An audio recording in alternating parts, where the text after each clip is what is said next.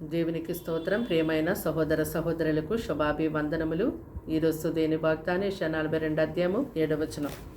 నిన్ను కాపాడి ప్రజల కొరకు నిబంధనగాను అన్యజనులకు వెలుగుగాను నిన్ను నియమించున్నాను. చూడండి, దేవాది దేవుడు ఎన్నోసార్లు మిమ్మల్ని మరణపాయ స్థితిలో నుండి తప్పించున్నారు కదా.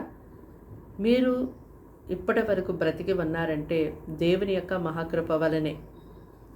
దేవుడు మిమ్మల్ని ఎంతగానో ప్రేమిస్తున్నారు కాబట్టి ఇప్పటి వరకు సజీవులుగా ఉన్నారని మర్చిపోవద్దు.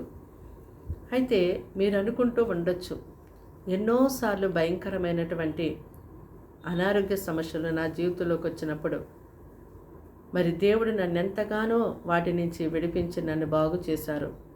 అలాగే భయంకరమైన యాక్సిడెంట్ నుంచి నన్ను తప్పించారు. ఇంకా రకరకాలైనటువంటి ప్రాణాపాయకరమైనటువంటి పరిస్థితులు గుండా నేను వెళ్తున్నప్పుడు దేవుడు నన్ను ఎంతగానో తప్పించి బ్రతికించారు. ఎంత గొప్పగా ఎన్నిసార్లు దేవుడు నన్ను కాపాడుతున్నారు, ఎందుకు నన్ను దేవుడు ఈ విధంగా బ్రతికిస్తున్నారని మీరు ఎప్పుడైనా ఆలోచించుకున్నారా?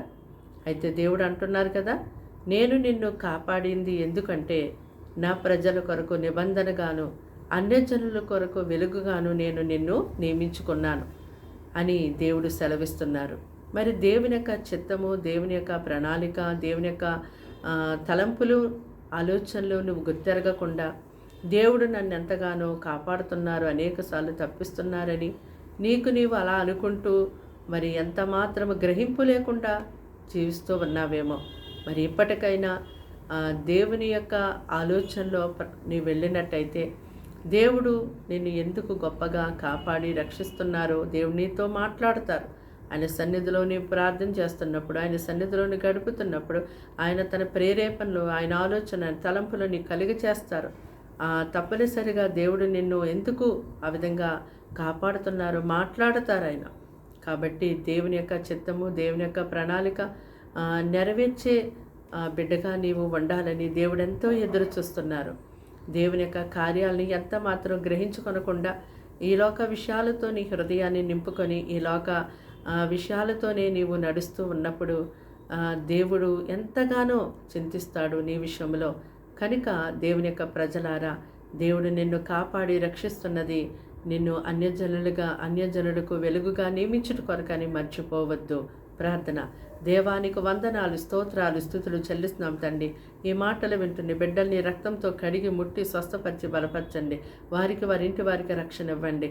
వారిని మీరు అనేకసార్లు మరణం నుంచి తప్పిస్తున్నారంటే అది నాయన ప్రభ గ్రహింపు లేకుండా నీ ప్రజలు జీవిస్తున్నారేమో. ఇకనైనా గ్రహించుకొని ప్రభ నీ కొరకు వారు జీవించేలాగా సహాయం చేతండి. నీ చిత్తము వారి జీవితంలో జరిగించండి. వారిని వారి బిడ్డల్ని పోషించండి.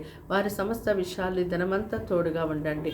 కీడు శోధన అపాన్ని తప్పించండి. దుష్టుని యొక్క కార్యం లయం చేసి నీ కార్యములు జయప్రదముగా వారి జీవితంలో జరిగించి నీ నామానికి రెట్టింపు, మహిమ, ఘనత, ప్రభాలు తెచ్చుకోమని ప్రభా నీ బిడ్డలు వేటి కొరకైతే నీ సన్నిధిలో ప్రార్థిస్తున్నారో ప్రార్థనకి జవాబును దయచేయమని యేసు నామమున ప్రార్థన సమర్పించి వేడుకుంటున్నాం తండ్రి.